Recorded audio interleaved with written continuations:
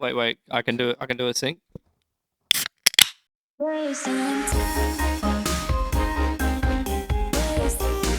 So welcome to Geographically Challenged, episode number 47. It is the IEM Sydney special. First time we've ever done Geographically Challenged in person, so we're all very excited about that one. And we've got a special guest, obviously, Ins, who is the captain of the third best Australian team, which is called Grayhound, as according to Valve in their new rankings. How are you feling about that? I mean, that's a big achievement, right? Taking top 3 in Oz. Yeah, it's huge, especially behind a dead team in LFO. That's big for us. I don't know. Those rankings are a joke right now, unfortunately. But yeah. Which is kind of like a little bit annoying, right? Because in theory, that's supposed to be the qualification path for the minors. So I know that that's not really a problem now, but that's going to be a problem later on. I mean, it just means we have to play an open qual probably. Yeah. And you never know what's going to happen in open qual. But MR12 Bo1s. Yeah. I mean, we'll get into that, obviously. But yeah, I think you'd like them to fix that before it comes into play. You'd hope so. But anyway, I mean, obviously, we've got to say hi to Bleh as well. This is first time in Australia for you, right? Yeah, very happy to be here. And you've been shafted because you have to share a mic with Pilly because we've only got 3 microphones, so yeah, it's kind of fine. Yeah, it's fine. I can live with it. But how's it been? How was your flight, and how's it all been since you got here? It's been fine. For a change, all the guys flying from EU, from NA, they're getting completely fisted, so that's nice. It's kind of easy for me. Flew to Singapore, Changi Airport, best in the world. Fucking great. Had some good food, a couple of beers. That on a flight, and I actually somewhat fixed my sleep schedule, and I'm so perfectly set for IEM Sydney. You're gonna wake up at 8 o'clock tomorrow, do some touristy stuff. Hells yeah. Have some fun. See the Opera House. Yeah. Short half-hour Uber for you, Pilly. Yeah, Pretty good stuff. 22 minutes from home. 22 minutes. Too far from the city, so that was a big travel for me. Very difficult. And look, those rankings as well. Those South Africans go hard, bro. Yeah. Yeah. Those South Africans from Asia. Yeah. Big fan of that one. I mean, the thing with the rankings are like if you look at EU and NA to a certain degree, it's all right. It's okay-ish. But I feel like there's a lot of like recency bias, and that really hurts like Asia and Australia and everything. So hopefully that gets fixed. Yeah. All right. Well, before we go too much further, I want to say a quick shout out to everyone who's watching this. If you're enjoying it, please do subscribe. We want to get as many subs on the YouTube as possible. The way I wanted to start this, obviously, was the big talk of the town at the moment is Counter-Strike 2. So no doubt about that. Obviously, IEM Sydney is where we're at. It's going to be the first Counter-Strike 2 event in basically the world. Obviously, there's been a little bit here and there, but like real one. The first real one. Yeah. So I guess the question for you, Ins, obviously, is how's it sort of been? How's it been feeling for you? Because obviously, as someone that is now competing at this event, I think you're obviously going to be having to be the one that's going to have to deal with all of what's going on. So how are you just feeling about CS2 in general? I think, obviously, as everyone knows, it needs a lot of work, but I'm hoping it's better on LAN. Like I've seen Twists and stuff tweet saying it feels better on LAN. But yeah, I mean, we just have to play. Like we can't really just complain. Like CS:GO when it first came out was this bad as well, or like even worse than this probably. Yeah. So obviously I didn't play back then, but we just have to play what we can and do our best. But like we've just been screaming Vertex non-stop. It's we're kind of getting sick of it, to be honest. Only team in Australia to scrim. Oh really? Is it only Vertex that's playing? Like not even Rooster or LF? We had one scrim against Rooster, but they had 2 subs. Yeah, so I was like, okay. Doesn't count. Yeah, I don't know. For me, CS2 it doesn't feel when I'm playing like Premier and stuff like that. It doesn't feel it's not as fun as CS:GO was for me. Besides scrims, I think scrims is really fun because it's obviously there's new stuff, and you're bringing all this new meta stuff in and innovation. So that's kind of cool. But when you're playing like Faceit or Premier, it just doesn't feel that fun unless you're like 5-stack. Yeah, like just playing with friends. Yeah, I mean that's been our experience as well. I guess I don't know about you, Bleh. How have you been doing? It's been kind of interesting from the point of view of like my friends list is just like all these old CS players from Asia, right? And everyone's just playing all over again, so that's fun to see. But I've been playing exclusively 5-stacks. It's impossible to solo or duo a 3-man queue right now. I do have a question. Like when you're talking about like you said, it's more interesting from the scrim perspective because of the new meta and like how things a little bit more different as opposed to CS:GO, right? Yeah. What would be like 2 big changes I've seen so far based on the scrims? I think the biggest things that have the most impact is probably the length of the smokes now. Yeah. I think that's a big thing that people don't really realize. And like, even when the game was first coming out into beta, I didn't even realize there was a change. It does kind of fade faster though, right? It fades faster, it lasts longer. Yeah, it fades faster, but it just gives that, I don't know. But they're bigger as well, aren't they? Like a little bit. So it's like you get lost. Like Yeah, you walk exactly. into a smoke and you're just stuck in there. Can't you find can't find your way out. You can't find the bomb. Yeah. And then obviously the nade in the smokes. I think people are gonna have a lot of cool stuff with that. I actually want to touch on that as well. Like when it comes to nades, obviously everyone's spoken about like how. I mean, everyone knows how that works, and more about in your practice also based on what you can kind of like gauge how people are going to use that nade. You use the nades. How do you think it's going to play out in the let's say day one of Sydney, right? Do you think a lot of teams are going to be holding on to the nades early on? Do you think it's going to be a lot of like lack of initial nades being used and maybe saving it for maybe like like smoke diffusers and stuff. Stuff like that? Yeah. I think there'll be like certain positions that the people play. Like say you're the banana guy on Inferno T side, he'll have the freedom to use his nades and stuff, like his HE. But I think a lot of the other roles will keep their HE, just for late rounds if people are holding smokes and you need to keep that HE to explode the site or whatever. But I also think it like changes the way CTs will play because you can't really sit behind the smoke safely anymore. Like as an anchor, it's like me because I play A on Anubis. I'm the A anchor, and I'm like in A main I've smoked it off, and I want to sit behind it, but anti-flash, and you just can't like sit there anymore. It's just way too risky. Yeah. And even if someone like right clicks a flash into that smoke, your first instinct now is like you think it's a HE, so you just face the smoke and just get full blind. Yeah, you know what I mean. What have you guys been calling it? Like I know I've heard Vertex is calling it donking. I saw the guys on Talking Counter. What were they calling it? They were calling it like blowing or booing or booming or something like that. We just call it booming. Yeah. Sometimes we call it donking as well. Like donking. Yeah. Sometimes we just mix it both. Booming's good. I like booming as well. I like booming. Yeah. I like booming or blowing. I think blowing comes with the sexual connotation. I'm sure you like blowing. I mean, like, whatever. If we want to get into that fucking puerile territory already, like we're only 5 minutes into the episode, but that's going to be something that's going to get decided at this event. I feel like, like I know that is a terminology that like a lot of people have different words for at the moment, and as of IEM Sydney, by the time IEM Sydney ends, we're going to have like an agreed upon terminology for that. I think every team, same with like most call-outs as well. A lot of teams have different ones. Sure. So it might be different. It's like not universal. Yeah. But I think the talent, it's like on the broadcast, it will be one terminology. But even then, like with call-outs, it's a little bit different though, because there's like regional differences. Like we'll say diggity or something like that, whereas other regions won't do that. But I did notice like when Anubis did come out though, right? Like I think everyone, Chad and Henry and Harry, Hugo, everyone, they were all playing the map together. And everyone's like, you know what, we're gonna call this position Glizzy. Glizzy, I heard that one. Yeah. And it made it happen. They manifested that into being. Do you guys call it Glizzy? What's that? That's the pillar on Anubis on B. Glizzy's like the backside pillar. Ah, right. No, we don't call it Glizzy. Yeah. No. All right. Well, that's a good one. Though. I like it. I like it. I love this. I tried to get it going in our little group, but Mac kept telling me it's not Glizzy, or someone. I think it was Mac. I really wanted the water to be called Nile because it's Egypt, it's Anubis, it's called Nile. If it's easier, by the way, you can take it off and hold the microphone. Do you want to hold the mic? Is it easier? Okay. Yeah, if you want to hold the mic, you can go for it. All right, sure. Go for it. Anyway, look, okay, what about MR12? Obviously, that's again a big talking point. I actually asked you this when you were streaming at one point. You said you kind of liked it. That was like maybe a month ago or so. I personally have enjoyed it. I haven't actually cast much Counter-Strike 2. We did like the show matches at PAX, which doesn't really count. But I think just from the perspective of playing it, at least, I've really enjoyed MR12. Yeah, I'm enjoying it as well. I think the weird thing for me is like I'm still getting used to. Obviously, the economy is a bit scuffed, and I'm still getting used to like what you want to do if you lose pistol as a CT, and like because I don't know, force buying's like if you lose that force buy, you're like actually fucked for like three or four rounds. Yeah. You know what I mean? Like so, you just have to eco. I think I don't know, but I enjoy it, and I think it's good for us as an Australian team, as an underdog team. Yeah, exactly. But I also think it's bad for us because we're like the favorites in our region. Right. So it's like teams like double-edged sword. Yeah. But like when we go international, it's kind of good for us, I think. That's what people forget is like with the old system of the economy, some CT sides just felt hopeless.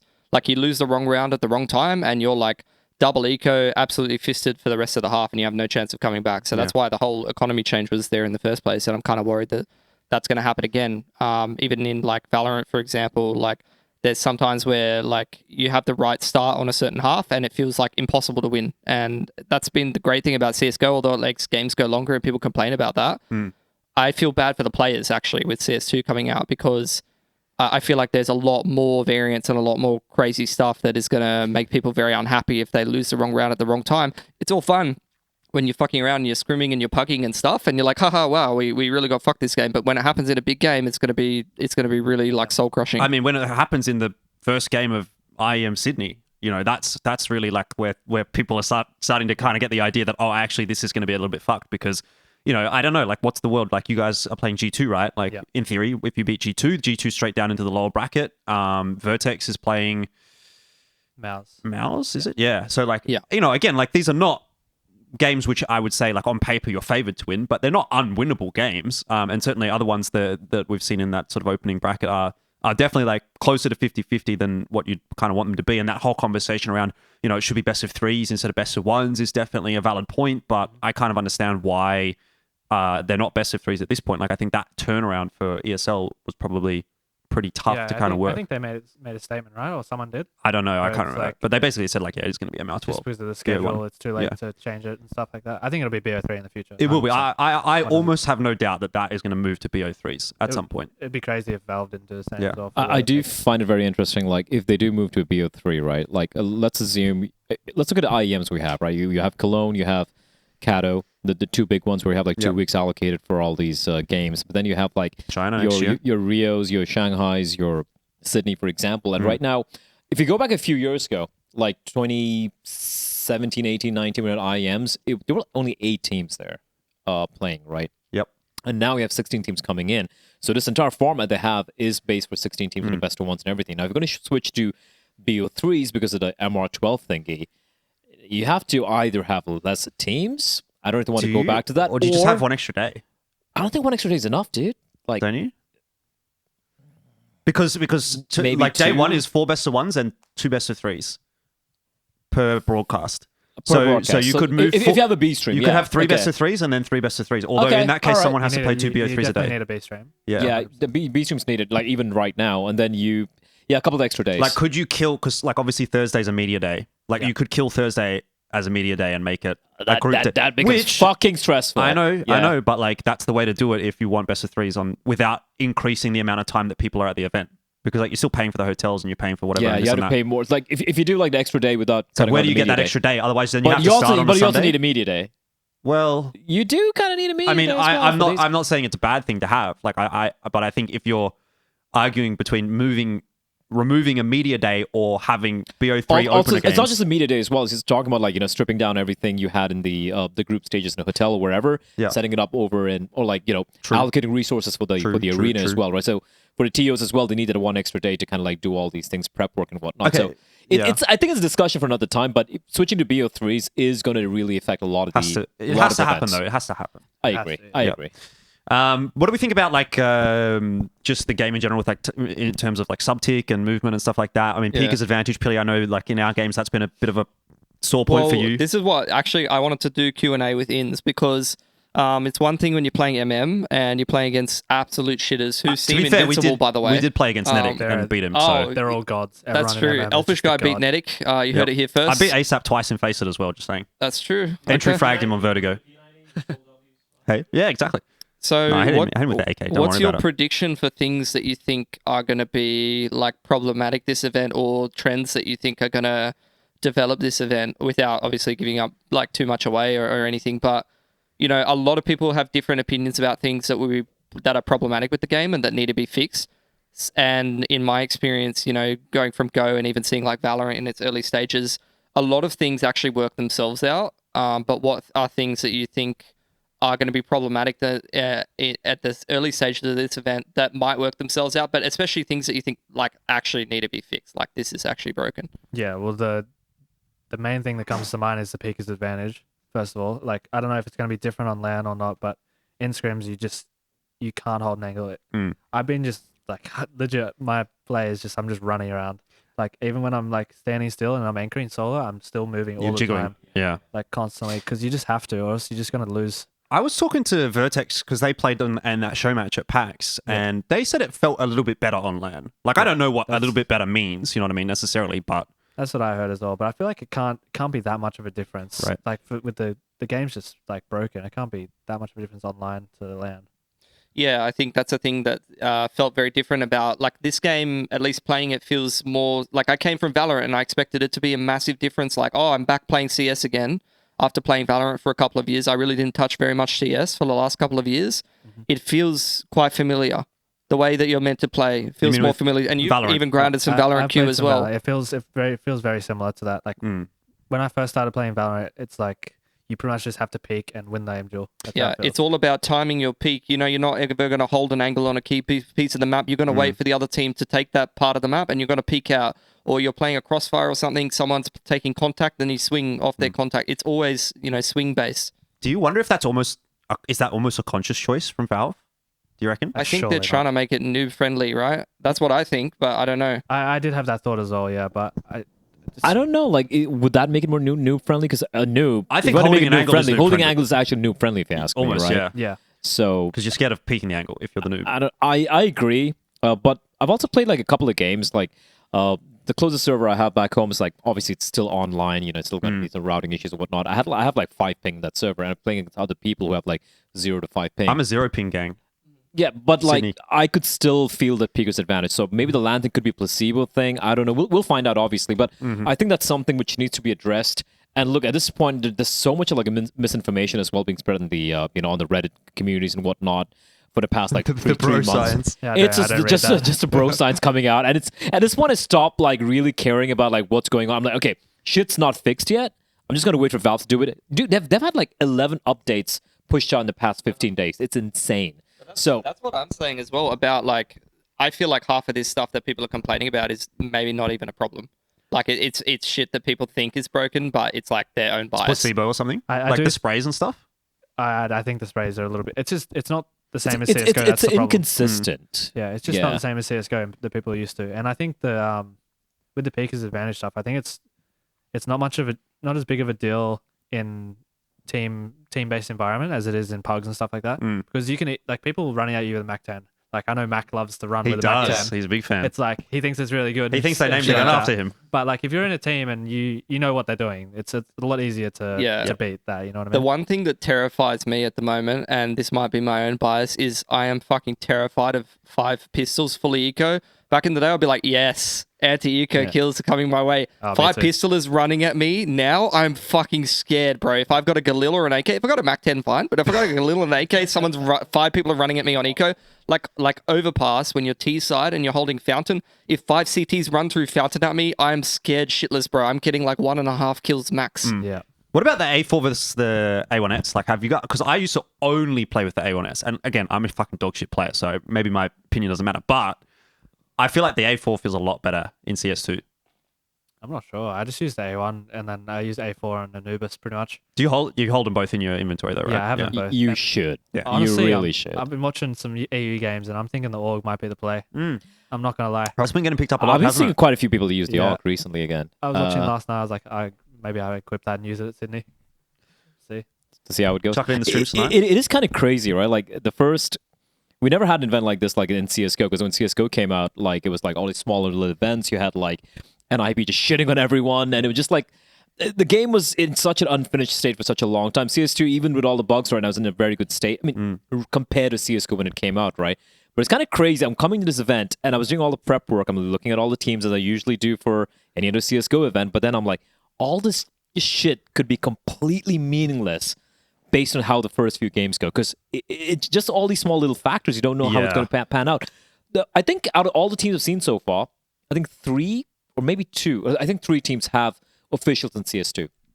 No one else has, not even online. No. So like it is literally uncharted territory right now. I actually do want to get into the IEM Sydney discussion in a second, but I have one more point on CS2 before we get into that. Have you guys run into many cheaters on like MM? Yep. I lost like 2,000 elo to cheaters. It was Yeah. like the same guy. It was like 4 games in a row. That's So like, it. because I've heard that like a lot of the top players now are starting to go back to Faceit in Oz. Is that where things are going now? I haven't played Faceit yet, but I've just been playing like FPL and stuff like that. Yeah. I played one Faceit game and it took me like an hour to get a game. So. Some people blatant, but some people like with questionable account status being a little bit too good. You just like don't a know. little bit too good Yeah. for what you should be, in my opinion. I feel that. I Yeah. always check their profiles and I'm like, all right, maybe they're just Look, having a and the good thing day. is, It's like you see a guy with like 3,000 rating, and he just like, he's good. I'm like, are you smurfing? Or Yeah. did you just have a bad luck with your rating games? Like, you're not sure. I think, okay, I'm just going to hazard a guess. I played about 40 games of Premier since like the full CSGO, CS2 came out, right? I think about 2 games of blatant cheaters, like a full team of like hackers, yeah. A couple of games where I'm like, don't know about this, right? So I guess 10% of my games, I which honestly, isn't bad. I mean, look, and again, I'm probably playing in a lower elo than you guys are, generally speaking. But I haven't run into anyone blatant, like anyone that you can definitely say is definitely hacking. But then I would say we've played. How many have we played in the last week, Pilly? Like maybe 5 to 10 games. By the way, Jordan, you used to be terrible at Counter-Strike, That's and you're right. actually all right now. Like you've gotten a lot better. You've gotten so much better. I've this played game. about 200 hours of Counter-Strike in the last couple of months, so You've improved a lot. Yeah, MC thanks. even said the other day you might be better than his sister. that's a start. That is a start. Congratulations. Yeah, thank you guys. This is a big moment for me, actually. That's a compliment. Because I was always someone that was like, you don't need to play the game to cast the game, and like there is some value in that one. But I think especially with CS2 coming out, I was like, I'm actually fucking keen to play this game. I always get a little tilted, like, because I've done a handful of other games as well, right? And I've seen some commentators like, you need to play the game to cast the game. I'm like, yeah, sure. You don't have to. You can watch a lot of, let's relate it to CS. You can just watch a lot of CS games, demos, listen to all the commentators, figure out how the game is. But listen, man, if you've never played a game at a decently high level, I'm not saying you have to go pro or whatever, but at least like, even when you're pugging, let's say a GE or like a faceit level 7, 8 or whatever, right? There are certain things in the game where you're like, oh, you would never see that. You never see a pro player doing that unless you knew why he was doing it. A small little, like, his movement, a small little flick of the wrist when he's aiming or whatever, like crosser placement and stuff, unless you know why it's being done because you play at that. So I always have a gripe with that, Jordan. Yeah, that's fair enough. Well, the thing is, like, I was and always getting carried by Pilly and Sniper. That's all. That's fine. yeah, I've kind of been popping off against people I've never heard of, so that's been pretty good. No, well, the thing is, no, definitely not. But it feels the reason why is it feels familiar to Valorant. Like for me, like the mechanics feel somewhat familiar to Valorant. I've always been more comfortable with CS mechanics, but it feels quite familiar to Valorant. Like the things that I feel like are good in Valorant, like the strafing, a lot of peeking, wide swinging, SMGs are very good. Like in Valorant, and bursting with rifles seems quite good. So these are all things that I was already doing, and then I just hopped on CS2. I was like, oh, this is actually going okay. But to pick up on what Bleh was saying, yeah, I mean, it's not a super relevant topic to the event or anything, but even when I went straight from being a like mediocre, like low professional, high, like intermediate player or whatever to casting, and I was watching a lot of demos and stuff, you can see the flow of the game completely differently. No, I feel like most analysts outside of people who actually like coach, like, I don't know, like Yanko or Kassad and guys like that, they don't see the game a player the way a player does. Like we get like, I don't know, I don't think we've had many of the Grayhound guys on the desk, but like people from Vertex, really, like Malta or Brace or something, they'll be casting, and it reminds me of when I started casting straight out of being a player or being an analyst, where they're like, we're commentating the game a certain way, but when they're talking about it, they're like, okay, they've done these smokes, so this is where this reactive play will be good. Oh, they're going to do the reactive play. Like, you know what the flow of the game's going to be like, and we're all so far out of the loop compared to how the players see the game. And as soon as I do a cast with a player or a analyst desk or something with a player, I realize just how fucking stupid I am compared to where I was at before, grinding the demos and actually understanding the game. I mean, it is what it is, right, though? Like, there's not much... I mean, I suppose there is a bit you can do about that. You can watch the demos and you can go through it, but you're never, like, necessarily in the server with the players and the coaches. I think.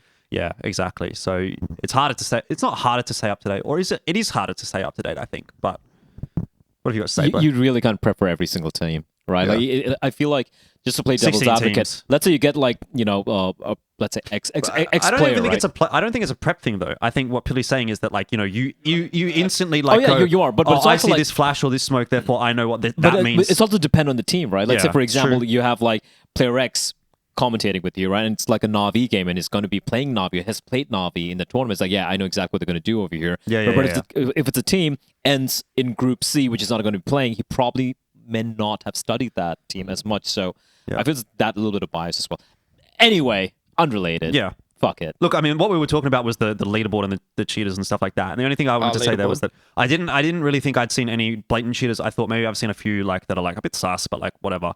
But the thing is do we want people to be playing on the leaderboard, or do we want people to be playing on faceit? Because at the end of the day, like, I think for me, in an ideal world, you want people to actually care about the We leaderboard. want people on the leaderboard, but But that will never happen. The leaderboard's compromised Exactly. because there's people who are blatantly cheating. But it's not like even at the that. top. You need a It's proper like- anti-cheat. You're going to get blatant cheaters everywhere, though, right? But like the fact that not you a can in problem your in head, Valorant. the thing exactly. But the thing is, in your head, if you see a player and they're doing well, and you think, oh man, he's a bit sus, he might be cheating. That's where the problem is. It's Yeah. not the problem. The problem isn't the blatant cheaters. Like there's going to be blatant cheaters at any point. But the Reasonable fact that you doubt, don't yeah. have faith in the system is why people are going to play Faceit. Yeah. No, So- I agree. Well, obviously people want to have like the Vanguard type of anti-cheat that Riot have Yeah. brought into CS. Like, I don't know. I'd be down for that for sure. People complained about it so much. They're like, this is so invasive. Bro, I've never had a problem with it. Yep. I've never had a problem with it. I have It's it open all the not had time. an impact on my life. And I'll tell you what, playing CS2 for however many months it's been out, I've already encountered so many sus people. I played Valorant for like 3 years. Like, I think I ran into one cheater. And maybe there was some not blatant people, and there are some people who are fishy, like every now and again. But for the most part, I never think anyone's cheating in the ranked games, ever. Yep. No, I agree with that. And look, we already have like a faceit anti-cheat, intrusive.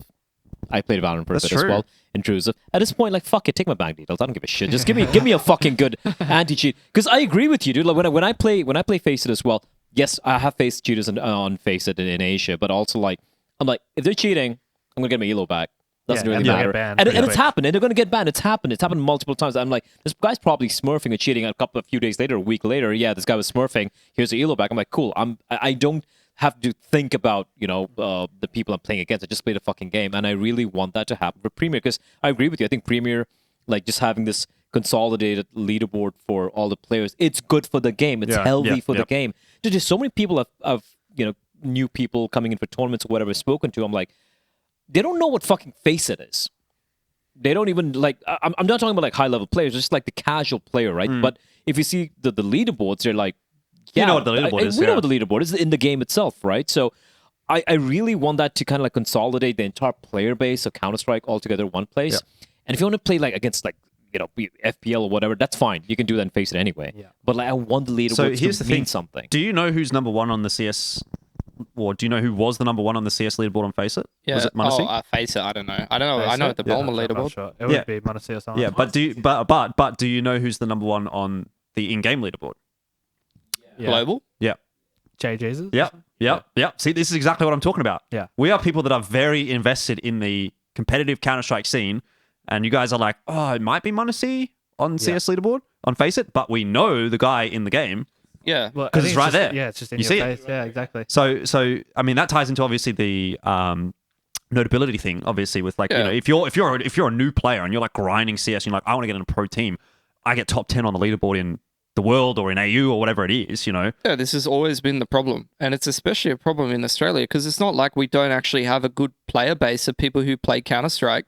But when you separate it from Faceit, like you create that separation of the player base between matchmaking and Faceit, like it is a problem. Yep. And that's where I think Riot has actually killed it compared to what Valve's done, in my opinion. So would you ever consider picking up a player from leaderboard? Like, I mean, not necessarily can pick up the player, but like, would it, if you saw someone that you hadn't seen before and you saw them on the top of the AU leaderboard, for example, would you go, okay, I wonder who that player is?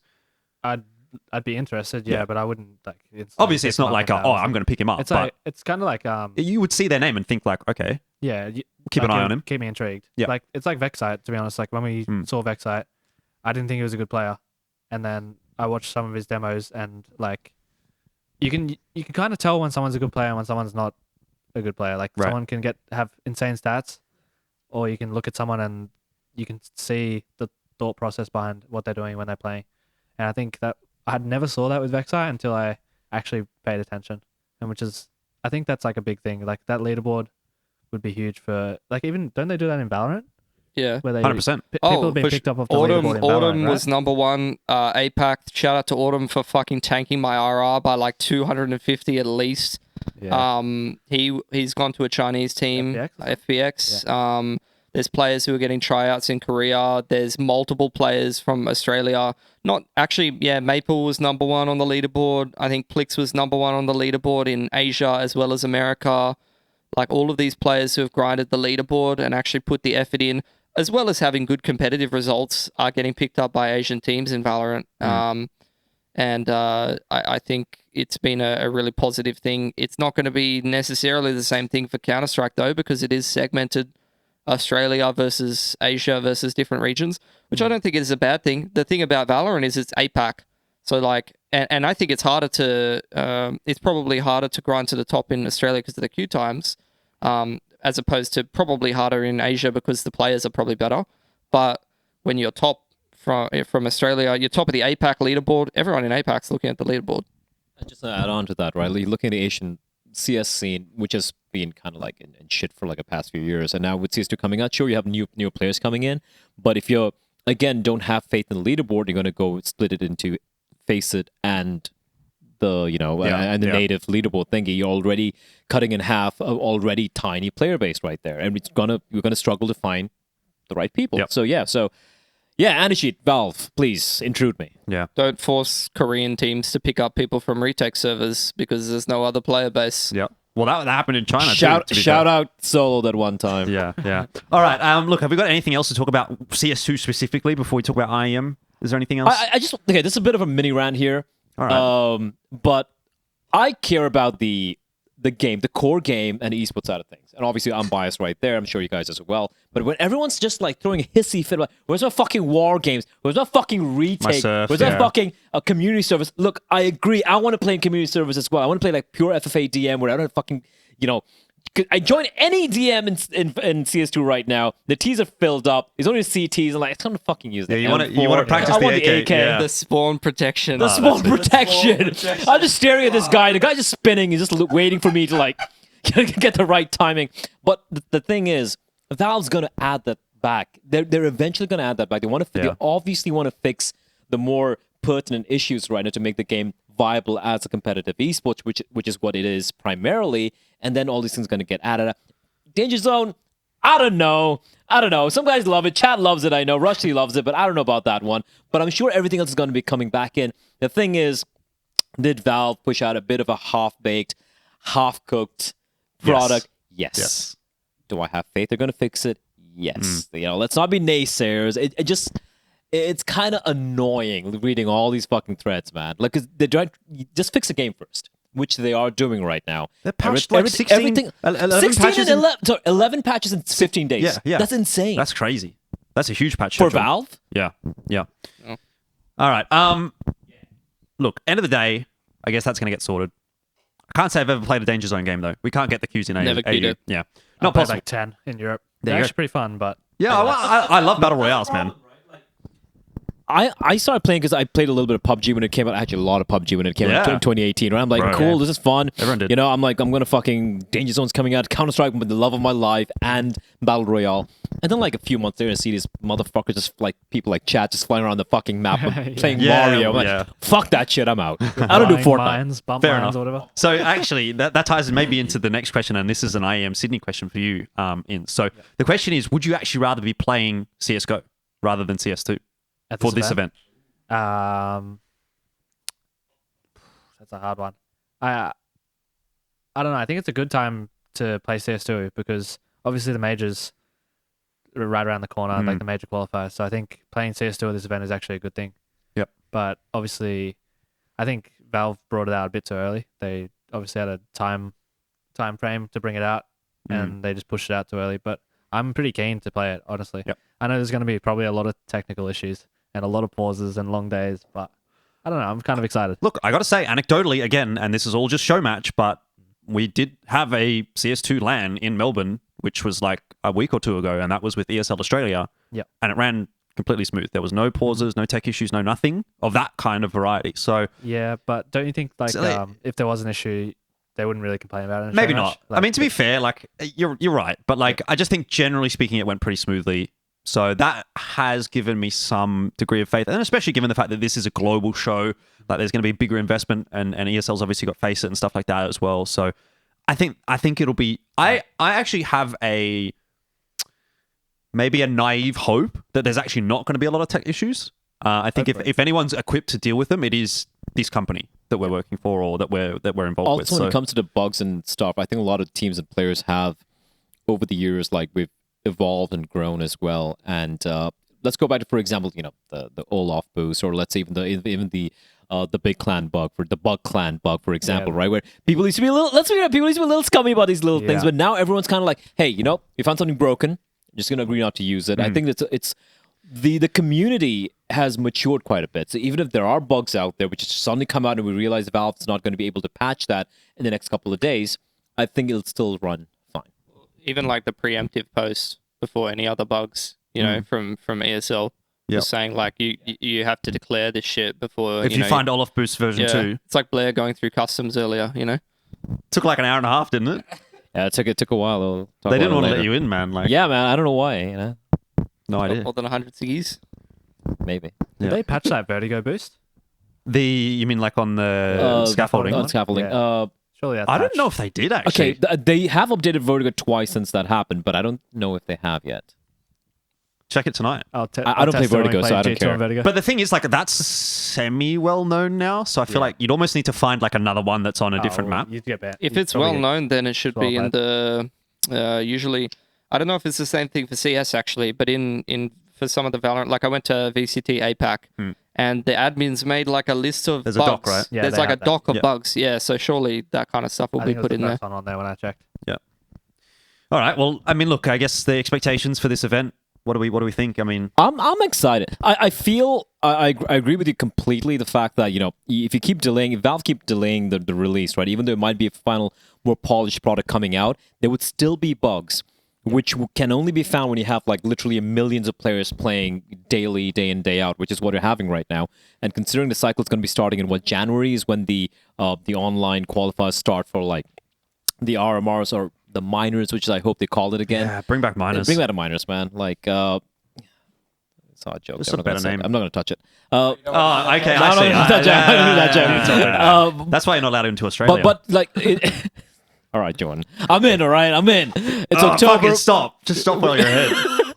We still have a couple of months remaining here, so I think it came out at the right time. I've completely derailed this entire fucking thing. But I'm looking at like this particular event, and I don't think it's going to be a shit show. It's going to be fun. Yep. It's going to be fun. There are going to be a lot of upsets. There's going to be a fuck ton of upsets happening in day one, and we're going to be kind of figuring shit out as we learn. But I feel like at the end of the day, I think IEM Sydney is a perfect event to have an event, to have as a debut, so to speak, of CS2. It's going to be fun. Everyone's coming in for the vibes, and there's always going to be an asterisk when you look at the results of this tournament as to like, yeah, they won it because, CS2 and all that stuff. But by the end of the event, come next week, I think we're going to have so many takeaways. It's going to be fun. It's for sure. It's going to be fun, yeah. and we're going to have a lot of takeaways. I'm okay with We're going that. to know what blowing the smoke is called. I think it's like a good learning experience for every team as well. Like, people are going to have so many new different things that are like so cool. Like there's like limited sample size right now for me as like an IGL to watch and understand what people are doing. Yeah, it's like I'm watching Spirit and I just have Donk getting 40 kills. Like, all right, someone do that.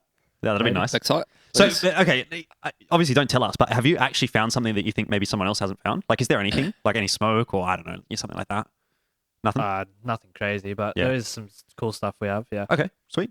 Looking forward to it. Best of one, MR12, I reckon. Like, obviously there is a chance that a lot of these are going to be pretty interesting. So, do we want to say who makes it to the arena? 6 teams we get to choose. The arena's going to be nuts. I want to add on one thing before you get to that question, Jordan. Like, I know a lot of people are like, not a lot, but some people are like, oh yeah, some of these teams, it's a brand new game. They're going to be switching up a lot of things. The map pool might be completely mixed up and stuff. Do you think it's going to happen? I don't think it's going to happen, I don't right? think so. The map pool?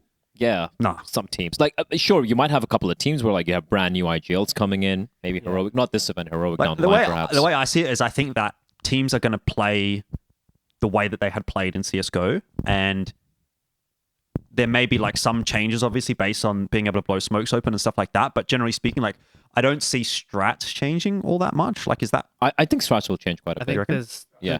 The big thing is especially like the in 2 maps. smokes. Like, especially nuke, like you can do 2 smokes, right? 2 smokes to cross. Obviously, it's risky with all the nades and stuff like that, but you can do 2 smokes to cross, and then if they nade it or whatever, you obviously not behind them, and then you can do another 2 smokes because you don't need 3 smokes. Right. Also, the very random nature of the Molotovs right now. For example, like the new box molly, there's one molly where you can like it covers the entire new box and a corner of new box and Inferno, or overpass towards T mid, for example, the T ramp stairs, whatever you call it. It's so erratic right now that you can't really purely rely on it. And that, I think, is going to be a bit of a problem. Yeah. Day 1's going to be interesting for sure. After day 1, though, like, I mean, I guess people are. In theory, people are going to still probably be holding stuff. Like if you've got something really up your sleeve and you're a top team, you know, you're expecting probably to be able to hold on to that until you get into the arena or Until whatever. the stage, yeah. I feel like what I expect to see in terms of like different strats working is I remember like you had these little different eras in CS:GO where like you had the Vega buy with the Mac 10 armor, and then you had like that era with shotguns and shit. Oh no, not shotguns, but like the Mac 10 armor, but like I think less so Mac 10 armor, but like remember when Astralis used to do all those half buys with the util and shit like that, like Tech 9 armor buys where they would just win all of these fucking absurd rounds on like overpass or train with like Tech 9 armor and shit like that. Yep. I feel like running around with pistols is so hard to deal with rifles that like there's going to be a lot of those rounds, and in MR12 that could fuck up your team's economy so fast. No, even like with just like full pistols, like you pointed out as well, right? USBs, 5 USBs running at you in overpass mid, for example. I feel like a lot of teams are going to play, even in anti-ecos, are going to play way more conservatively. I feel like a lot of like SMGs being purchased, a lot of util being purchased. In fact, instead of going for the the gun buys early on, even if you can, it is going to be a little different. But yeah, I don't even know if by the end of the event we're really going to have like a kind of concretized like understanding of how the meta is going to be, because I genuinely feel like the loss bonus needs to be cut off at 1900. Yeah. Like, I mean, that's the big conversation at the moment, for sure. Yeah. Yeah, and the game will change so much over time. Like even not only CS, we've been through so many eras and metas of CS, but like I know I keep going back to Valorant, but even Valorant, like things have changed so much in such a short amount of time. Like CS2, it's the same thing every time. In like a year, people are going to be looking back on this year and be like, what the fuck were we doing? And then like 2 years from that, people are going to be like, what the fuck were we doing? You know, it's just going to keep getting higher and higher in terms of the level, and there's going to be a few of these teams that are going to kind of transform the meta, and everyone's going to be copying them and their style, you know. And yeah, how much practice do you think teams have actually had with CS2? Like, yeah, that's what I was about to say. Like, when was the last? How long has it been out for? No? Well, it was out when 29th of September, I think. 29th to 30th. So it was during Pro League, right? During Pro League playoffs. It's right before playoffs. Like as playoffs started, actually. Yeah. So I don't think it feels like a lot of teams wouldn't have enough time to even scratch the surface of what. Not only that, stuff you can but do. Also the teams that were playing in playoffs, I assume, still wanted to be scrimming on CS:GO. Yeah. So do they even like? Do you even as a player, if you're playing in a CS:GO tournament, do you even touch CS2? You know what I mean? You touch it, yeah, but you don't play it as a team. Okay. Because I actually do think those players are doing that. I saw like Flames and stuff from Vitality. You don't think it like playing that turns off your muscle memory, but like fucks with your muscle memory, or I don't think so. I think these players are too good for it to even affect them. Yep. I think it's more about the practice part. Too many reps in CS:GO, I guess. A lot of the teams who played Showdown were complaining that like you can't find anyone. We're going to fucking prac against, right? Is that was CS:GO, yeah? Yeah, in CS:GO, and they're like, I don't want to prac against the teams that are going to be playing this tournament. It doesn't make any sense. So like that was a complaint, but I think a lot of teams, the moment like Pro League got done with and they were playing Showdown, everyone just switched insta. Yeah. Well, Mouse have probably had the least time. Yeah. Maybe that's a good thing. They're also very young, though. Yeah, that's true. All the zoomies, just like, hey, let's go, boys, the new game. I mean, the other thing as well is obviously that a lot of the teams are coming from Europe, so they kind of lose a whole day as well. Yeah. So like you guys are in, in the good situation. These all sound like good things for Toby Brace Barnes. That's all I'm saying. Yeah. We'll see. Obviously against Mouse, that's going to be a difficult one. But if you want to get into that discussion, I don't want to like break it down match by match because I think that's getting a bit too into the nitty gritty. Yeah, I got to bring the team list. It's really hard to say what the expectations are. Obviously you're up the creek, Ins, if you haven't got your phone here. I don't know if you do, but I do. Yeah. I mean, I don't want to I don't want to spend too much time on this because I think this is sort of a fucking pointless endeavor. But who do we actually think makes it to the arena? Like, do we think there's a chance an Aussie team makes the arena? Like I guess that's the big one for us. Like, is Grayhound or Vertex going to make it? Failing that, is JKS or Dexter going to make it? I think you'd have to imagine JKS with G2 is at least a walk into the top 6. You would hope. I don't know. I mean, I think it's hard to fuck with Vitality, ENS, G2, Navi, Mouse, but like, and even like FaZe. But at the same time, I look at teams. I mean, I'm not going to say any Aussie teams, no disrespect, but I look at teams like That's BetBoom or toxic, man. something. I reckon Bet Boomer are underdog. Yeah, It's all right to BetBoom. talk shit about Grayhound when he's not on the fucking podcast, but he's sitting right there. I know, but like BetBoom, for example, is like these are these Russian teams in like Bo1s and shit like that have only been playing CS2. I'm assuming They haven't played anything else, yeah. Yeah, they have like people, who have actually played at a tier 1 level or like played at a reasonable level. They've got an analyst who, used to work with FaZe, and they're probably all nerding out coming into a tournament like this. Like, I'd be fucking scared of playing those guys in a best of 1. So what is it? Is it 8 teams? 6. 6 teams. Yep. So 2 go into the semis directly from winning their group, and then 2 go into the quarters from taking the lower bracket run. Is that right? This is so hard to call, man. So sorry. If you make it to the upper final of the group, It's impossible to call. you go into the semi, and then if you lose that, you go into the quarter. If you win that, you go into the semi.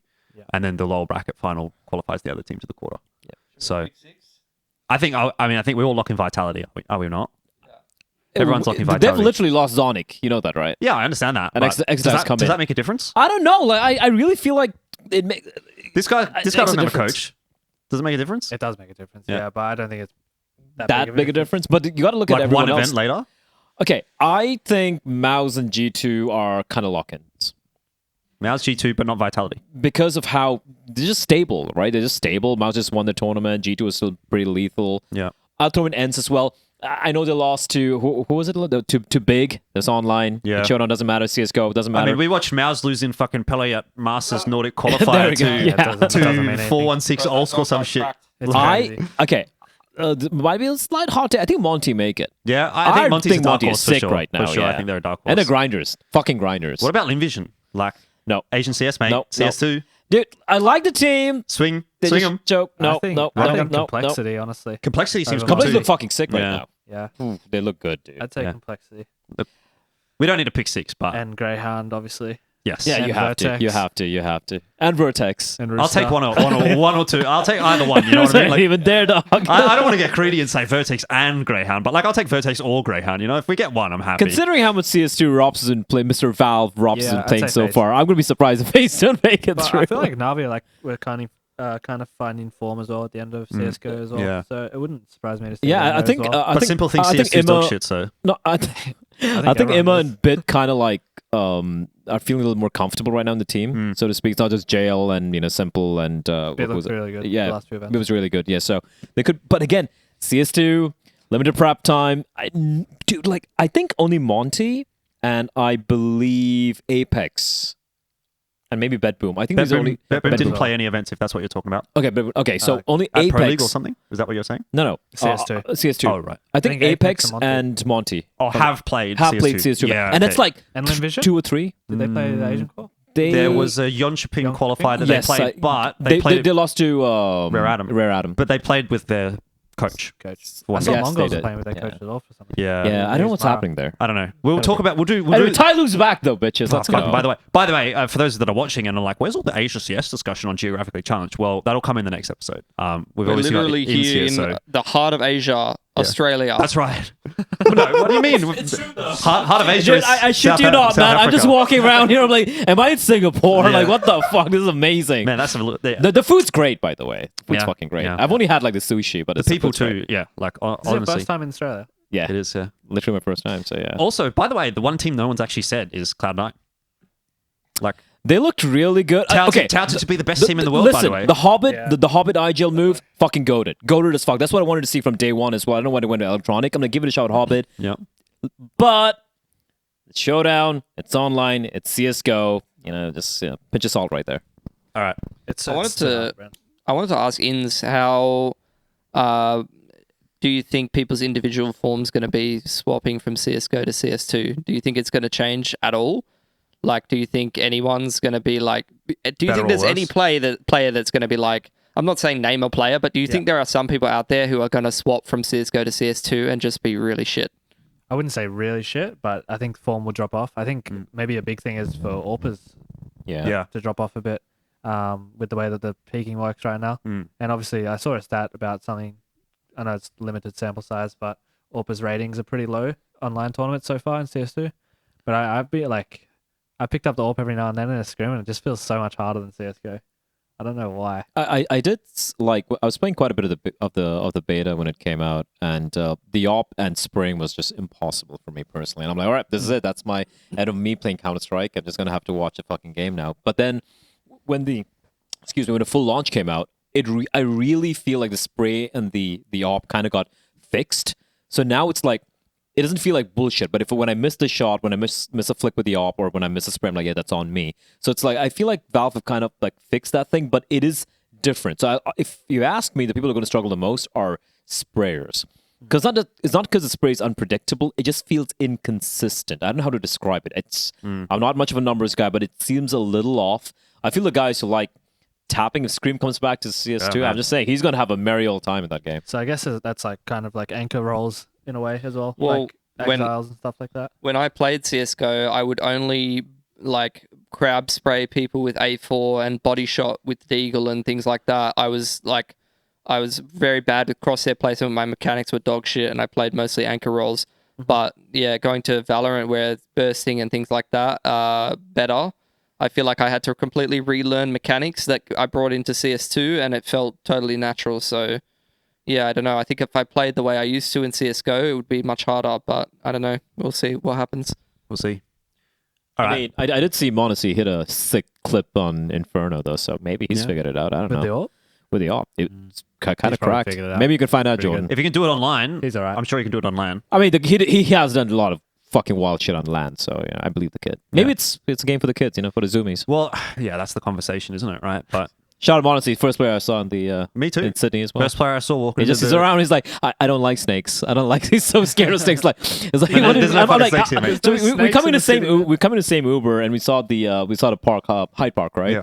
And I'm like, it should be really nice to go for a walk. It's like, and I think we had the player manager right in a cab as well. And Monacy's like, are there snakes? I'm scared of snakes. No I thought I was kidding. It's like, no, he's fucking terrified of snakes. Well, to be fair, Heku asked the same question to us. He's like, "Is there any spiders?" it's fucking EU people, It's like, man. guys, come They're on, just like- like, come on, man. So Like, clueless. It's. I mean, to be fair, it is kind of perpetuated that joke. Oh, yeah. I mean, lived here my entire life. At 27 years old, I've seen like one redback. That's it. I don't know about you It guys. depends, obviously, I where don't you know. grow up. I don't know what's gonna happen when you see the drop ears. They're like I've seen a fair amount of drop ears. not drop bears, but I've seen a fair amount of snakes and spiders in my life. Like, Oh, yeah, me too. you're a country guy, aren't you? Yeah. I played an official with a brown snake under my desk once. What? Okay, so that's a story. Okay, we need to, that's a story. Yeah. And I remember I was like, I didn't realize it was there. And then once I realized it was there for like 10 rounds or something, apparently. Like, my dog was like staring at it and like barking. I didn't What realize the what she was barking at. And then I ended up pausing. And then I like looked under my desk and I was shit scared of snakes. That's fucked, by And the way. we had to get the That's amazing. By the way, for anyone that doesn't know, a brown snake is the second most venomous snake I in the think world. it was a brown snake. I can't remember exactly. It was a long Inland time ago. taipan. Yeah, no, that's number one. That's number one. Brown snake is number two. Number two. Eastern Pretty brown. sure It was brown you were playing a fucking game. Yeah, with, and we had to my get God. the what do they call them? The people who Snake catcher or something. Snake catcher, Yeah. yeah. That's got to be a new copy. Have you ever heard of that for as a so concept? A snake catcher? It's someone that you Yeah, can no, ring. I know. And they come to your house and they pick the snake it's up. there in India, dude. India has Okay, a yeah, lot of king I cobras. thought so. Yeah, Dude, I was seeing so many snakes and spiders, but I'm still shit scared of both of them. Huh. that's Wait, fucked like up. how did it even come in? Like just like snuck You just in. live was in- if right you there? live in Because my family lived in like a very outbacky area, and Okay. it's like doors are probably like not closed properly or something. So it's just like sneaks in. scissors in. Yeah, slides in there. Pretty chill brown snake though. Yeah. Just like Blair into the DMs. I was wondering why my dog was like barking. Like, what's going on? That's fucking crazy. Why is he though. freaking out? Wait, do you remember what game it was? Was it at ANZ Champs It was or? during the day. It was a qualifier for something. Yeah, It right. was like an early morning game. 10 Just want to a.m. know, or like, if So that was it, one that we were recent, casting. like recent-ish. Like This was like Nah, it would've been a while 3 ago, years, right? 4 years. it would have been 6 years ago. I Yeah. think, when I lived with my parents. Long time ago. Man, that's a story. I've never heard that. That might Oh, be one of the most unique I have ways some crazy stories, honestly. there's been a tech pause. There's a lot of stories that I Yeah. have. We need to do more There's- interviews like this. I just have to like someone has to just remind me of them. That's the difficult thing anything. is that, yeah. You don't talk about it on the normal The interviews. craziest one that I've heard is not animal related, but there was a Valorant player playing an official and his roof caved in because it was pouring rain last year. That's Whole fucked up. roof caved in, he just kept playing. He's like, my roof's leaking behind me, like my room is filling up with water, just kept playing. That reminds me of the Sydney call, the first IEM Sydney call. My house was full flooded Oh, yeah. and I had to move the computer upstairs. I was playing on the kitchen table. I was like, the table was probably like this high and I was on a chair like this. You're I was lucky like, the electricity worked. Yeah, it was very lucky. We had a generator. Oh, okay. There you go. So it happened multiple times actually. And then the internet used to keep going out because my dad turned on the microwave or something. It's something weird. Yeah, a couple of years ago, I moved into like a place with my ex-girlfriend. And I remember one time I would always play with my feet like this. Yeah. And then I remember the house was on a slope and the area we were living was kind of like a basement area. And it had been raining a lot and there was a crack in like the foundation of the room. And I remember just putting my feet down and I was in a puddle of water and there was water running all under my PC and my PC got fucked. Like I lost like a $1,200 PC at the time. Had to fucking replace that shit. It was fucking crazy. What about you, Blair? Surely, what's the weirdest situation you've played CS in? All right, so it's not like it's not a weird situation. It's more like I used to grow up like playing 1.6 LANs, like LAN cafes and shit, right? So everyone's like, you're playing in LAN, you're yelling at each other and everything. You're like, fuck you, blah blah blah, like, beat your ass, motherfucker, all that shit. I was way more creative at my verbiage. I was way more creative, and that's why my team loved me. They're like, okay, just get this guy in. I think he's just gonna talk shit, right? So I went to like a LAN tournament in a college that had like 1.6 tournament. I go there, and we want to play against we reach the finals. We're playing against their best team, and I'm just fucking going at it like every round. I'm in their heads, right? I'm Taz, but way worse. I'm just going in, like talking about their ancestry and everything, all the good shit. And everyone's getting like, and we're winning. We're getting in their fucking heads. We fucking win. And my IGL's like, dude, we need to get the fuck out of here right now. We need to get the fuck out of here right now. And I shit you, I think I dodged like just getting mobbed. And it wouldn't be a fair fight. It wasn't like this team. It's the fucking college. Because I'm beating all their teams and I'm just talking shit to their faces about a lot of things I'm not gonna bring up here. And I'm like, oh shit, yeah, we dodged that. So it was kind of more like a man-made disaster. Pilski, but I haven't had any like snakes so far. I had a few scuffles here and there in LANs. I'm sure that conversation was great. Through no fault of your own, of course. All right, I think we've had enough fun. We need to talk about some serious shit. All right. So GFC or no, I mean this is probably the toughest part of the conversation for you, Ins, because obviously we need to talk about Grayhound. Like, what's going on with you guys? It's been a tough year. So what are you guys working on? Like, how's things going? Obviously going into IEM Sydney, because like. Obviously, Pro League didn't go so well. I mean, you got the dub against Orcs, but like, kind of whatever, But how are you feeling coming into... The fact that we lost the map there was pretty depressing. Yeah, how are you feeling coming into Sydney? I'm feeling... I think we're all pretty confident. Obviously, it's a new game, so it's kind of a fresh start for us. Yep. We obviously want to do something, and we want to... The goal for us is to have a decent showing at this event and then move into a bootcamp straight after and bootcamp for the qualifier for the RMR. Right. That's what we want to do. So where would that be? Are you going overseas? In Europe, yeah. We want to have a boot camp over there and try to time it with some online tournaments that we can play. That's actually cool. And get some points as well because we need to get points. Can you get points from CCT apparently? So they would count as points for AU though, right? Yeah, they count as like whatever your home region is. ESL rankings, yeah. Oh. For Australia. Wait, ESL or are we talking about the in-game leaderboard? I'm getting confused. ESL. Okay, cool. And Valve ranking. Valve ranking. Valve ranking. Valve ranking is the one that you're kind of like talking about if you're talking about RMR, right? So even if you're an Australian player, you can go farm points in an easy region like EU and then get it on your AU points. There you go. Am I understanding this correctly? I'm pretty sure, yeah. I'm pretty sure that's how it works. Yeah, there you go. Because it goes by how many tournaments you compete in and how well you do. Because Vertex because we were at Pro League, we missed out on points for CCT because we couldn't play it. Yeah. So they got like 15 points or something for that. Why didn't you try to qual for the Series 2 or 3 or 4? I can't remember why we didn't do 3. 4 we couldn't because something about IEM Sydney. Okay. 2 we weren't. Which, by the way, had probably something else doesn't on as matter well. anymore, actually, because that's been moved now. That's been pushed back by 2 weeks. I did hear that, yeah. And it's CS2, right? Yeah. So I don't know what the go is there. Maybe you could try qual for I think Series 4. But... hopefully that's the plan, but yeah. Yeah, back to your question. I don't know. It's been a rough year, but we're obviously still confident. Mm-hmm. It's been hard. We're still trying to get a coach that will fit, and we've had a couple of people. Yeah. How does that work though? Like, how does that conversation even happen? It's like, oh, do you want to come over to? Because I assume you don't. Like, so I'm sure you saw like the conversation that we had about your guys' coach, or maybe you didn't, but we had a conversation around this exact topic maybe a few episodes, 5-6 episodes ago. Yeah. And I was sort of saying like, I just don't see the value in you guys getting an Australian coach. Like, I don't think if if there's anyone in AU that could teach you anything, it's like they'd probably be playing on the team. Do you know what I mean? We're not looking for an Australian coach. We're looking So- European. how's that conversation go though? Like, would they have to move to Australia, or is it like a Mythos situation? It's like a Mythos situation. Yeah. I think they just join us for boot camps, and then for online Remote they have stuff. to do remote stuff. Like, how And do they get obviously paid? Do they get paid by Greyhound, or do you guys? paid by Greyhound? Yeah. Yeah. Obviously their schedule would be a bit weird, and if they have families, it's probably hard. But yeah, we're still working on. We're in talks with a couple right now. Could have got Couple Sonic. people, so. Sonic. Sonic. Oh, yeah. I mean, he said he wanted I a challenge, did- right? You know, like I that, saw that tweet. that's the Someone tweeted challenge. that. That's the challenge.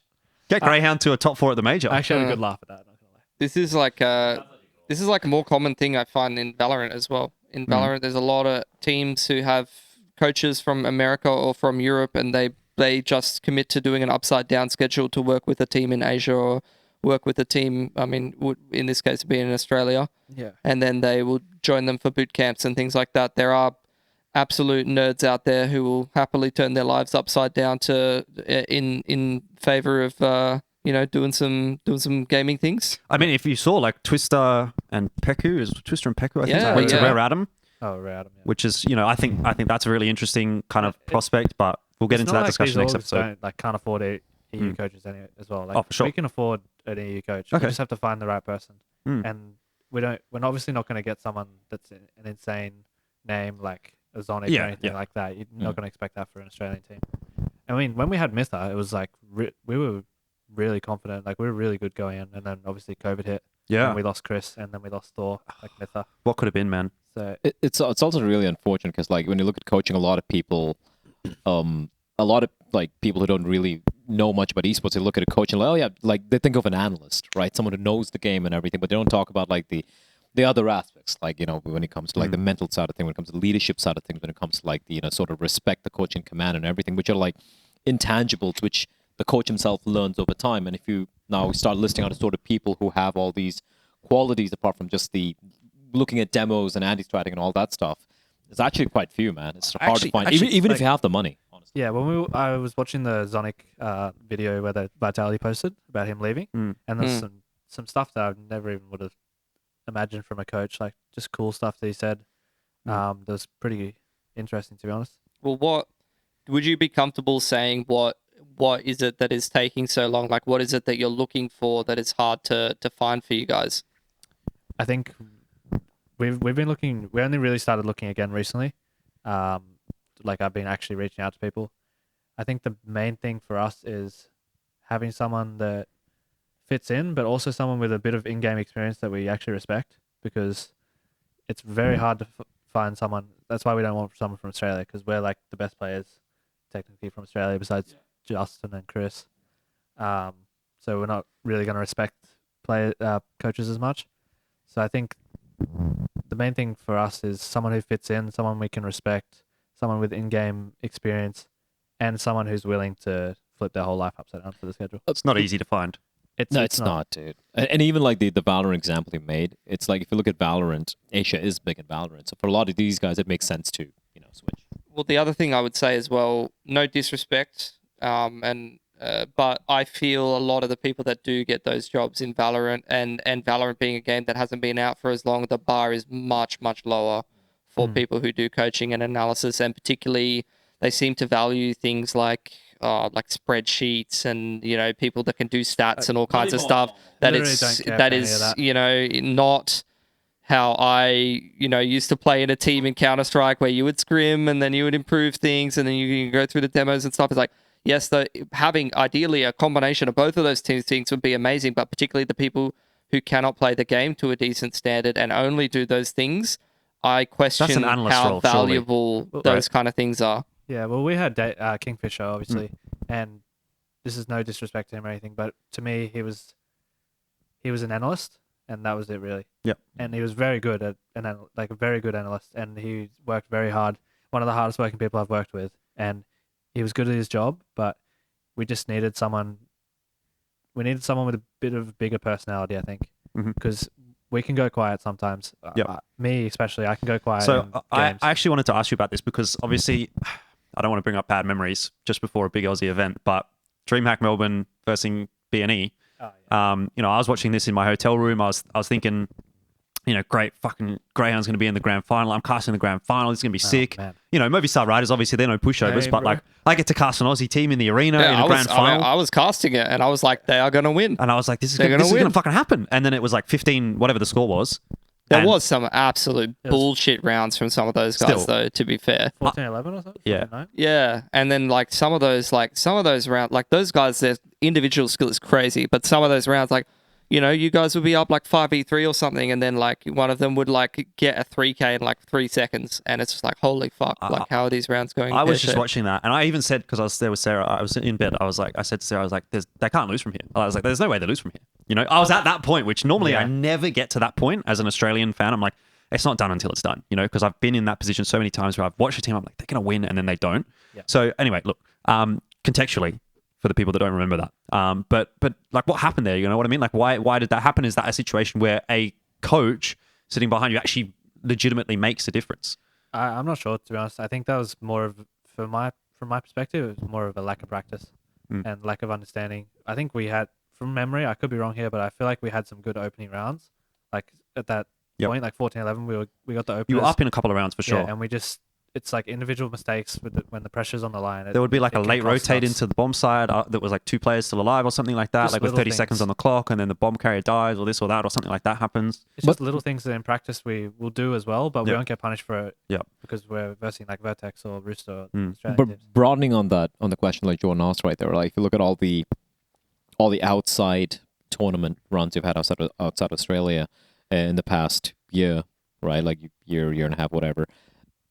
You can see this trend where like you see these games where you're just there, you like almost have it, and then like it just slips out of your fingers. So I don't want to necessarily ask you for the micros, like how Jordan asked about a BNE game, but like where do you think was like things were slipping out of your fingers? And we've seen this happen so many times as well, and where it was where all of these things, like the coaching thing, a coaching thing, or were there other factors as well which would have played into it? I think there's perhaps? definitely always other factors, but I think a coach, Was there a commonality? could Is what I'm help. trying to say, like a thread of commonality between the struggles a little bit. not that I can like, I don't know, not really. I feel like there's a lot of like, we make a lot of individual mistakes that have cost us like maybe 2 guns in a round that we've won, or 3 guns, and we're just, our money's always Dog bad, shit. Yeah. which is always happening with us, and Yeah, it's something yeah. I wanted to like fix for ages, and I've tried to put it into practice, but it's just so, I don't know what it is, but we always have shit money, Yeah. no matter what happens. Well, it's that's the thing that people don't make the same common thread of like, okay, yeah, fragging is one thing for kills on the board, or like, getting in the other opponent's head, but they don't think about the fact that when you're constantly playing close XVX rounds, or if you're a team that's out of practice and you're playing against European teams that have these little plays that can punish you or know how to recover from XVX situations, every round is a grind, and when every round is a grind, you've got no fucking money. And then maybe that EU team has a really good play, and on their gun round, they win with 4 alive. And you're always winning your gun rounds with like 1 or 2 players alive, and these games feel fucking impossible. Yeah, I genuinely think there was a series we had versus Liquid. I can't remember what event it was. Maybe Dallas? It was Dallas. Dallas? It was Dallas. And Yeah. it was OT for one of the maps, and then I think really was it close- Inferno? No, I'm not sure. Yeah, I think it was Inferno, Inferno, OT, yeah. and then Anubis or something. Anubis and Inferno were played. I don't know the third map though, but Anubis and Inferno it were was- there. Yeah. It was we lost so many rounds. You had them because on of the that. ropes. I remember that game. I was like, oh Yeah. shit, yeah. And we lose bad rounds. Like we have a tendency on Inferno where we lose antis a lot. CT Inferno especially, which has been a problem for a long time. I don't know. I've tried. I don't know what the fix is, but Speaking of Inferno, do you like the INSferno tag? I don't mind You it. don't mind it? Honestly, like What do your teammates think about it? Because I feel like every time we go They- into Inferno, we're like, oh, it's Inferno. we always joke about it. It's like Everyone's gonna be every like, time I get a fuck, these 3K, guys won't they're shut up like, about it. oh, Inferno. Do you know what though? I It's actually, great. It's great. I love it. I think it was Pilly that came up with that, by the way. Yeah. I don't mind it. So credit for that one. But like, we're making things happen. We've got I'm for 4legs coming. That's going well. Yeah. Oh, the other We day, saw a guy in the MM. other day, Jordan and me played old mate in MM, just a random guy in MM. He was absolutely fisting us, and then I opened his profile to see if he's Is he cheater, cheating? and I just see hashtag I'm for 4legs, and I'm like, what the fuck? We're getting it. It's getting deeper into the psyche of Australian CS. Anyway, Inferno definitely like that. That's like the gold standard for us. And then we lost the, I think we lost the Imperial on Inferno.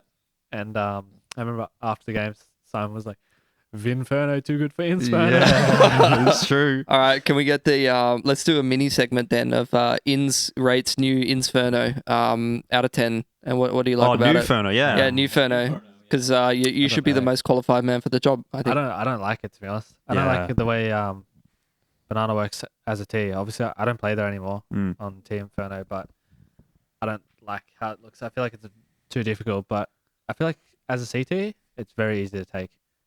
But I'm not using my nades for util damage anymore, so it's not really my map. True. Do you feel like it's do you feel a map? I do like the map though, but could also be like because it's new. I'm a little biased. Did you see the decluttering meme? Did you see Verian's? Yeah. What do you guys think about that? The 1.6 meme. Yeah. I was laughing so That was hard. funny. He won, by the way. He won. They changed it. They did. They changed library. They did fix the entire library thing in inside library, That which was is great. That was the best one for sure. They need to fix the overpass one as well. The one in heaven, right? Heaven. They Every need to time I fix play that. in Premier, I'm like, I it's shoot CD, it CD, this every one heaven, single this one time. heaven, this no one heaven, bro. I feel the map's a little too. It could be because the buildings are like way higher and like more narrow, but it feels more claustrophobic. Yeah. And Yeah. for me, one Banana annoying especially. thing, Banana especially, but also in CD, if you're playing brackets control, for example, dude, like I'm trying to figure out like a good flash to like maybe go for an aggro mid peak or something. As Trying a to CT? like, as a CT, it's really hard to find a good flash. Like, you can probably try to throw a flash over the buildings, but it barely too binds high, the right? tees. It's too high, barely Right. binds the tees. So you have to like try and like have a teammate playing, deep arch, maybe throw a perfect pop right there, but you can't do a solo self flash, for Yeah, example. it's the only good one. The one that is like one from Arch to top mid. Yeah. That I think Manesi through.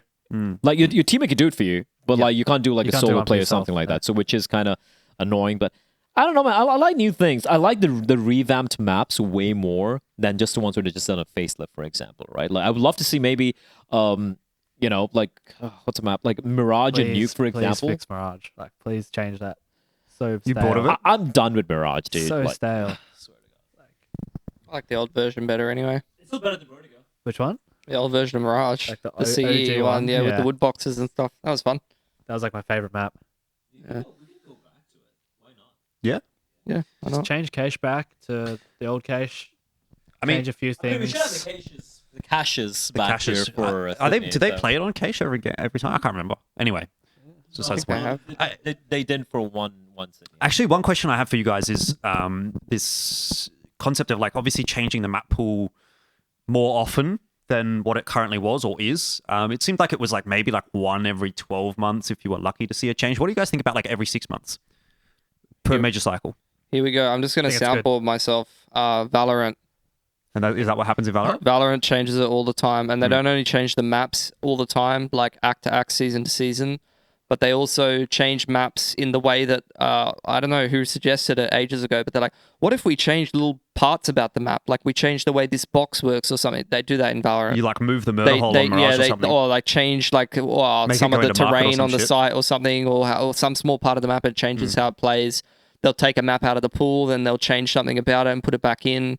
Yeah. Like they'll make whole new maps all the time. So yeah, I like that. I would really want to see what they did with Anubis, right? Like they bought the map. It's not made by Valve, right? I know they did Ancient and everything. Firstly, yes, I totally agree. Like a map change, a new map every major, boom, a new map Yep, every I major, agree. right? That would And be cycle good, it out. yeah. But let's not cycle the same things where you take out, let's say you take out Mirage, for example, I think and then they don't- revamp yeah. it and bring it back, right? Yeah. Try something Oh, new. wait. Try. I know people don't like. There are a lot of people like Ancient Anubis sucks and everything. Vertigo sucks. Vertigo does So suck. here's what I think though, is I think you don't necessarily take out, oh, this is the least played map, therefore it's the worst map. No, you therefore we don't. take You it don't out. do that, no. You would take out like, okay, at the moment everyone's like, fuck Vertigo. So you probably take out Vertigo at this point. But Yeah. You don't go and say like, okay, now Mirage has been around the longest, we're going to take that out. I think you don't necessarily arbitrarily choose what map to take out based on some sort of metric. You just sort of see what the community sentiment is. Like, do we want this map in? Do we not want this map in? Obviously, they're sometimes going to get it right, sometimes going to get it wrong, and people are going to have different opinions on things. But I don't think you just say, oh, this is the quote-unquote worst map because it's the played the least. I think Because then you're never going to, like, for example, like Mirage is always going to be played. Inferno is always going to be played. Like, these kinds of things. You're never going to swap them out. It's like, at a certain point, Yeah. you do want to take Mirage out, right? Yeah.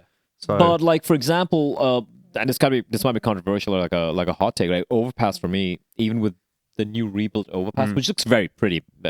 That's there, but like, I don't like it. I don't like the reason I playing don't it. like it is I think the map is just too big for modern day Counter-Strike. I feel like it needs to be shrunk down a little bit. You know what the really cool thing about Overpass, no one really talks about is everyone's like, Nuke is such a cool map. The upper and lower thing and all together, which you need to fix with the sound and CS2. Yes, But yeah.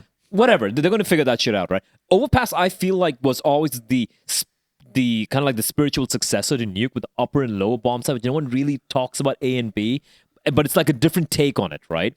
And I really like it. But with the modern day CS with economy and how things play out, how teams play much more slower, I just want it to shrink a little bit, and I think it'll be much better. Yeah, I'll throw it in after this, but I totally agree. And I think actually it's a reason why I don't really like Nuke. I've never really liked Nuke outside that much, with the fight like ladder base to outside and the fact that it necessitates outside smokes. I think a lot of these maps where, if you want to take long A on overpass, you want to go outside on Nuke, like you shouldn't have to fucking sprint for like 5 seconds to get through a part of the map. Like outside's not as bad, but like running up long A on overpass or something, like it's a fucking journey, bro. It's so long, yeah. I think overpass is like we obviously haven't played it in a long time, and I think that's part of it because it's such a big map and it's such you have to be so thorough with everything, and it's like a lot of risks taken. I think like clearing map control and stuff like that. I actually really like the map as an individual, but as an IGL, it's a fucking nightmare. No, even as a viewer, as commentator, like, don't get me wrong, I think the map plays very well from a tactical standpoint, like how a CT side is the classic, you get bathrooms control, mid control, fall back, you look at the clock, you fall back gradually, how the T's could take map control and all of that, but I feel like, it was cool from that perspective, but you got to look at it from many angles when it comes to a map. Like you got to look at it from the casual's perspective, right? Is it fun to play? You got to look from a POV of like an average viewer watching an esports game. Anubis, even though a lot of detractors are out there, dude, that map plays fast, fucking fast. Rotations are like fucking snappy. CDs go for like a lot of risky plays, which hopefully should be fixed. I don't think CD side should be relying on just pure aggression every single time. Yeah. But it is interesting. It is fun. And honestly, dude, like a lot of people who I know are very averse to like new maps being played, who I've played with, they're like, I don't mind Anubis. Seems fun. And I think that's a good change. Yeah, I think the reason I like the puzzle of trying to solve overpass, but the way that it plays, I don't think is good. There's too many places you can slip up when you're taking map control as a T, like the CTs aggress. And then the big problem I have it with it is like, there's so many places you can aggress on the A side of the map as a CT, but when you actually get down to the side itself, it's too simplistic. Like I feel like other sites on other maps, it's like there's so many places you can play and you feel like somewhat safe. Like, I could hold here, I can hold here, but like the overpass A site just feels like shit to like sit on the site and play there. Anywhere, yeah. Play bathrooms all the time, so yeah. You just have to play bathrooms all along. That's what it feels like. I feel like it's such a good map for AWPers to roam around. I feel like I remember back in the day when Chris played A on overpass for us, like Dexter, and he just used to farm. Like he was just always in bathroom, and no one knew how to counter it. I don't know. Because he was always so good at CT side aggression, and he's so good at intuitively knowing when to like time people and when to push, and that's why he was so good at that. And like, because overpass, you can't just sit there and hold that the whole round. Like the map does play, is my final thought on overpass as well. The map does play in a way where almost every team, you'd have a star rifler and the primary operator play on the A bomb side, which is kind of unique in CS if you think about it. I can't think of any other map where, I don't think any other map which has that particular dynamic. Maybe Is Nuke? there? Maybe Nuke, but that's outside. Outer, right? Yeah. I'm also going to say, since you mentioned Chris, when he was removed from Mouse, was he going to come back to Grayhound? Like, did you even ask him? Did anyone even ask? Did anyone even beg? Spill the beans, mate. Does Ins 'Cause really that's, want to be the every IGL? Every We spoke Aussie said, about every Aussie in their head, and you're fucking lying if you said that you didn't, but every Aussie in their head was like, And whose spot was on the line too? I spoke to Chris personally, but it wasn't anything like major Yeah. because we knew he was going to get. He was looking for bigger things, right? We knew he was going to get an offer. It doesn't matter. Yeah. And if he didn't get an offer, he probably would have just. Speaking of bigger things, how do you think? What are your thoughts on Fnatic right Fuck, now? I was Because wondering where Chris that is one there. was going, to be honest. Fuck you, Speaking of Jordan. bigger What's things. wrong with you, man? Thinking of Like, bigger things? yeah, I I don't don't know. know. They're an interesting team. I think Mezzi's Mezzi has been playing very good lately, right? I haven't been watching too much of them, to be honest. Yeah. There's not much going on for them. Yeah. Who's in their team? Is Crim still in their team? Crims is still in there. Crims. Afro's really good. We scrimmed him and he was just farming. Pilski, you're not doing a very good job on the interview role. I'm not. This is Right hand. yeah. That's true. It's all right. Yeah, look, You're good. Fnatic's good. I usually use I hope. Look, here's my hope is that at least one Australian player makes it to the arena. If we get no JKS, no Dexter, no Greyhound, no Vertex, that will be a fucking tragedy. Yeah, that'd be a disaster. But I think I've got at least a bit of faith in JKS. I think Fnatic's kind of like a 50-50.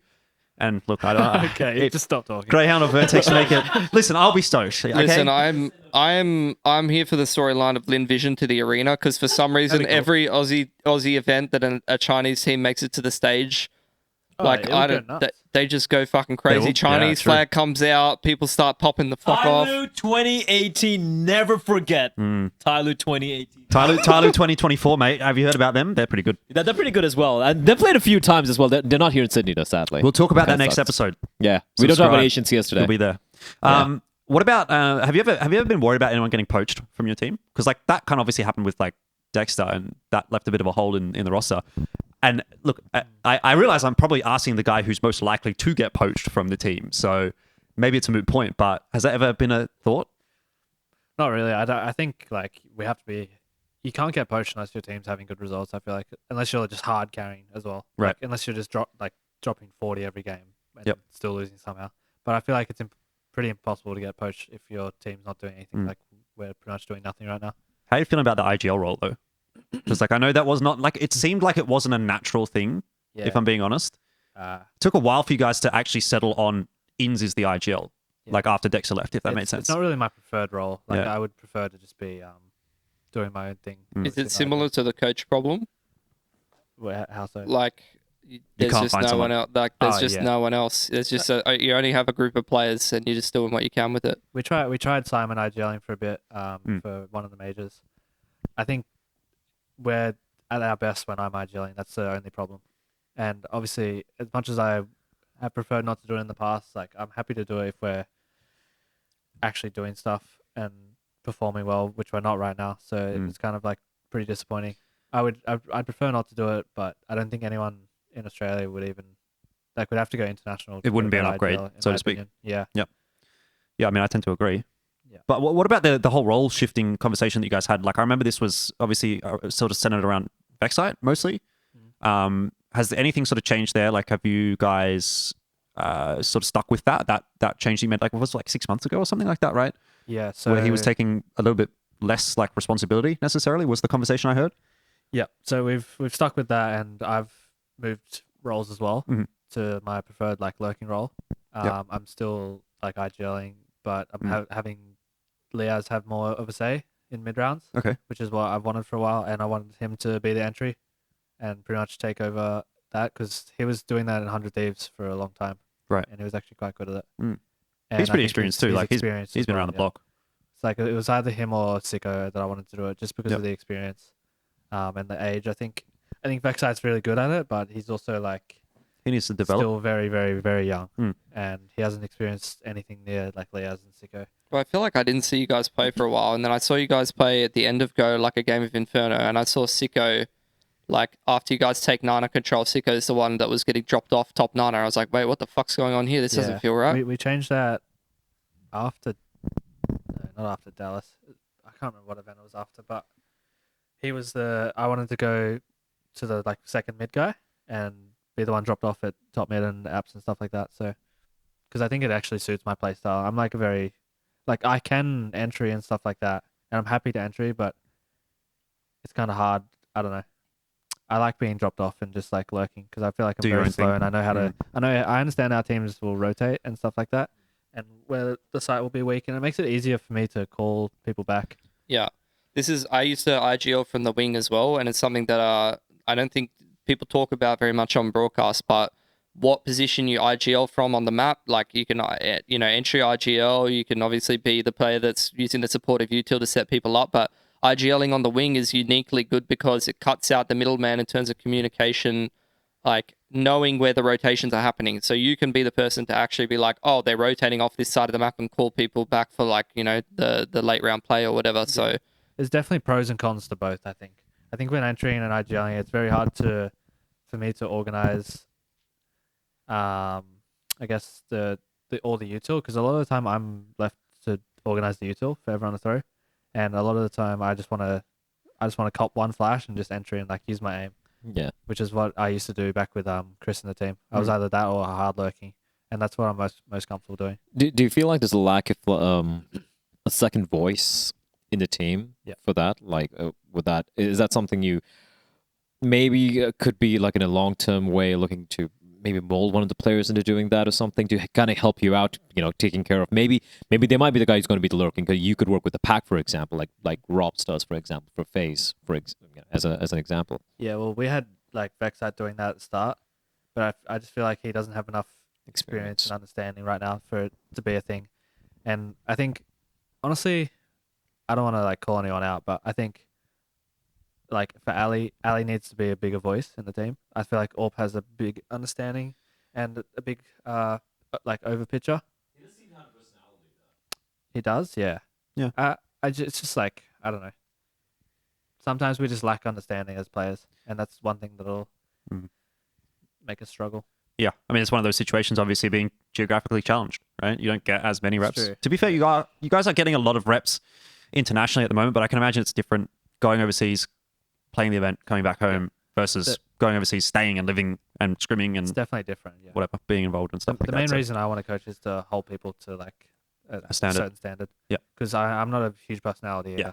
And I'm not really like, I wouldn't say I'm a captain. you don't want to be a bad cop?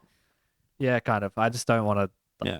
ruin anyone's day. I don't know. Yeah, I think that's fair. And to be fair, honestly, I actually think that's the way that it should be as a player in the team, because you don't want people to be offside with you in the server. But, obviously someone needs to be keeping people in line, and that's kind of the role of the coaches, that they're like that level above the playing group. And even if you're the IGL and you're maybe like a slight level above the players in the team necessarily in terms of the power structure or whatever, you kind of want to be almost on the same level as them. Yeah, I think like one thing I admire, and it's common in a lot of, especially like sports teams, but it's some esports teams are the best coaches, is I feel like the coaches, when they lose, they accept accountability, and when they win, they give away the credit to the players. And that's a very tough thing to do. Yeah.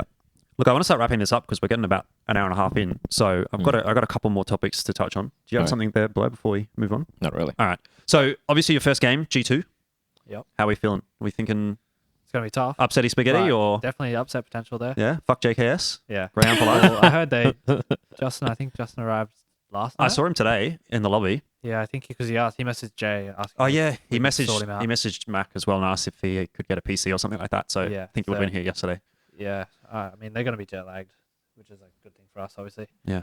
And I think with CS2 coming out, it's good for us. I actually think the dream almost is Grayhound wins that first game. Just imagine and we G2 makes the win lower IEM bracket run. Sydney. Look, You know, I mean, Just think, picture it for 1 second. I'm picturing it. just think about it, right? This is literally going to be your first CS2 official as well, right? Yeah. And G2s as well. Yep. Ever. Well- Not just like online LAN, ever. So the argument that I want to make is that I actually think for teams like you, this is literally the best opportunity Oh, you're yeah. ever going to get for an upset. Like, it's MR12. No one's ever played CS2 before. Everyone's jet lagged on their way here. Like, you can't expect... This situation will never happen again because next IEM, probably best of threes for the first round. So this is the fucking time, boys. Let's see. No See pressure, what though. happens. No pressure, yeah. No pressure. No pressure. That's what I thought. I mean, I said it on the last podcast. You were like, what's your favorite thing about CS2 coming out? And I said MR12 and all the bullshit means more upsets, means more Asian teams winning. And I count Aussie teams as Asian teams because same region, APAC teams, Yeah. whatever you want to say. Just need both pistols and we're good. Easily. Yeah. You guys pretty good on Simple. pistol, right? Yeah, we're right. All right. With the new Glocks. The I'm new telling you, Glocks, man. I swear they buffed the burst fire on Glocks. I haven't tried that. I killed a guy like literally before I flew in. I was playing new box as a 1v1. The CT he's playing retake. I planted the bomb.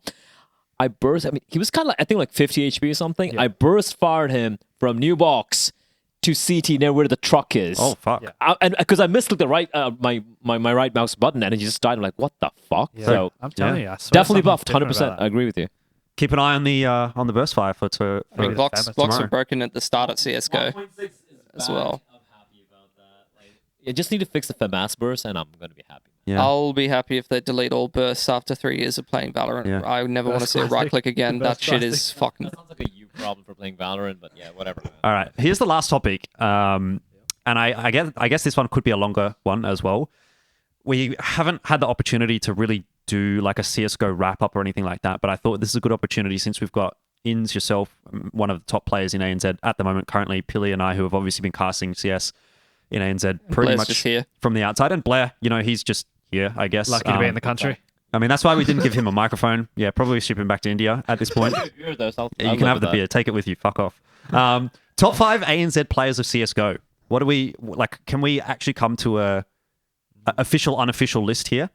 Because and the reason I wanted you on for this one actually is because like I want to wonder whether or not you think you're in the top 5 or do you think you're easily in the top 5? That's a conversation to be had now.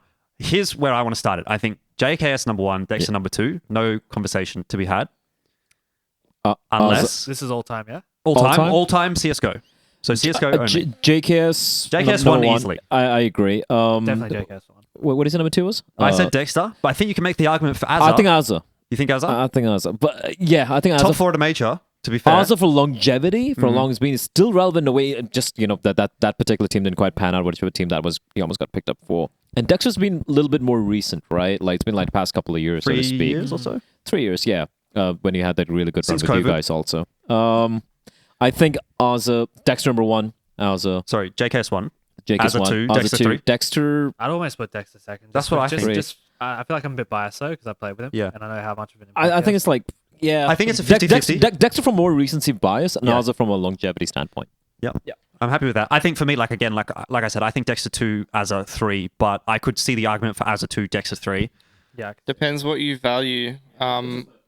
Yeah, I think Dexter too, because I feel like Dexter was more important for the team that he played on and was actually probably a better player internationally. Like Azza wasn't bad, Azza was good. Yep. And Azza played in NA and did damage and fragged as well.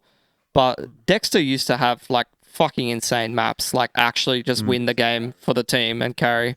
Here's my argument Definitely. is that, okay, not only did Dexter do a lot with an ANZ team, which obviously Azza was able to do, and you would argue go further than what Dexter was able to do with an ANZ team, but Dexter also moved into an international team, multiple international teams now, and has had success. So I think that's a lot harder than doing it with people from the same country as you. I think so as well. So that's why he sort of gets the edge for me. Fair. Which, if we're happy to say, we've got 3 Dexter 2s. I would say Dexter 2 Azza 3. Yep. And Blair, you're, I'm actually okay with it. I You're still happy with feel that? Azza 2 because I'm looking at the entire longevity you're a thing. bit of an OG guy, right? But Like- I'm okay. I'm not going to be pissed off like Dexter gets now. See, I think there's an inherent bias for myself and Pilly in But that top we've- 3 is JK's, Dexter, I and think that's Azza. a good point as well. Like moving to Mouse and Fnatic Yeah. and doing it with international players and probably sacrificing a lot. Yep. It's like a big thing. It probably has more of an impact on his like in-game Yeah. performance as well. Style at us. Also the major run. And the other thing is the major true. run. And the major It's run. major run. The top 4 at the major. You can't take that away. What do you think? Can't take that away. What was that team at the time? It was It was Leas, Grat, Grab. Jacob. Jacob, JKS, Ooh. Azza. I feel like that with team is Kasad just coaching. like so much better as well. That's a good Then team. That was a the good team- fucking team. Yeah. Chris has had. And Kasad was behind them, right, at that time? Yep. Yes, he was. Yep. I'm going to stick with Azza second. Okay. Yeah. Either But- way, That's look, fair. we've got And one more thing for me for Dexter is like, listen, I love Chris, but also like his mouse run has always been like more. I feel like more disappointments, and there have been moments where I'm like, holy shit, look at Cologne run last year, for example, and how good it looked at times. But then it tapered off, and I feel like it was more like a bit of a blip where he never really like struggled overall, but it wasn't as good as I wanted it to be. Yep. And then moving to Fnatic as well. Again, I see the same trajectory for this Fnatic team as I saw with the old mouse lineup he had, where it's like, not bad, not great. Let's see where it goes, right? I'm still looking to see what he does. Commendable thus far, but for me, number 3. Sure. What about number 4? So this is where things get interesting, obviously, because Instart's coming to the conversation, I think. But here's where I'll go a different direction. I think Leaz actually takes 4 for me. Because obviously he's been in the Renegades roster. He was top 4 at the major. Yep. He's obviously had a lot more I think experience internationally. Like, if you're going off results alone, I don't even think I'm in the top 5. You don't think so? No. Who's Who do in you the top think- 5 then? Who beats you out? Oh, actually. This is the thing. It's like, I actually don't... Does Sean count? Grat? Grat's not Aussie. Does he Oh, count he's as- not yeah. Aussie. But I That guess doesn't count. I did say ANZ, I guess. So, but actually in my head this was Aussie. But let's go. If it's Yeah. ANZ, it's probably is They Grad. don't have like. Well, I'll put Chelios at number 1 then, personally. I don't think it's fair not to have Mike, Blake's getting drunk. I don't think it's He's not just fair getting to have. drunk I'm and just- rowdy. I don't think it's fair not to have New Zealand here because I mean, come Yeah, on, I man, mean, like, it's kind of don't be a cunt. different strokes for different blokes, I guess. But sure, if we're gonna go New Zealand, I mean, do you put Grat though? Because look, I don't want to. I like Grat, but For me, it's probably Liaz Ins. If I'm Yeah. going on like what I see from like NKT was eye pretty test, sad. if I go from eye test, LFO I'd is probably pretty go sad. Ins Liaz, but I think in results I'd probably go Liaz Ins. I actually agree with you for a change. It depends on what your like. What's your definition of top player? Do you know what I mean? Like, Yeah, what's your it- definition of it- greatest it's a player? mixture of so many things, right? Like your results, your eye test, like you pointed out as well, like what various roles people have played in the team. You're either like really good in one particular role or have done commendably well in multiple roles as well. I agree with you. I think Liaz and Ince. Yeah. That's my For top me, five. I had Ins in my top 5 personally. I'm Shut- just not putting 'cause you're myself here. at number Shout out one. Sponge as Number well. 1. See, this actually the fact that you mentioned that. This was actually the way that I initially wanted to frame this was greatest Greatest. ANZ players of all time. Like if you're going off, if Because it's like you don't count results, I'm putting myself behind Justin you're the greatest, personally. Behind Justin number 1 and then me. best, Okay. or greatest, Like just as in mechanically, as in But- as an individual, as a player. individually. But when you beat him in a best of 1, Then I'll go number then you go number 1? Okay. Yeah. When you win Katowice and Cologne in the same year, then Obviously, Justin's like miles ahead of everyone. yeah, he is. If he, There's no argument, obviously. it's not even close. But when I wanted to pitch this was I wanted to say greatest ANZ players of all time, because then I think you can actually make the argument for Sponge, but not because he's a player, but because of his impact on Counter Strike. That's like a little bit of Then a, you'd be like greatest Counter-Strike ANZ is he personality even of all Australian time. anymore? yeah. I mean that's a good point. He's Maltese, right? At this point, right? Isn't he? Yeah. Yeah. So Just what like- was just it? like It was Malta. it's JKS, Dexter, Dexter, Azza. Azza. I still Liaz- stand with Azza Liaz second Ince. place. That's for me. That's fine. Yeah. You're allowed to do And that. Liaz and Ince, I agree. Yeah. Yep. There we go. There we That's go. that's pretty solid. Yeah. That's the episode. That's Geographically Challenged episode 47, I think. Beautiful. Who gives a fuck at this point? This is where we get the viewer engagement. Hey guys, if you disagree with our list, please leave a That's comment right. and tell us what you thought. No, fuck you. We don't care. What we said was right. And guess what, Jordan? What? They fucking finally hired us, these cunts.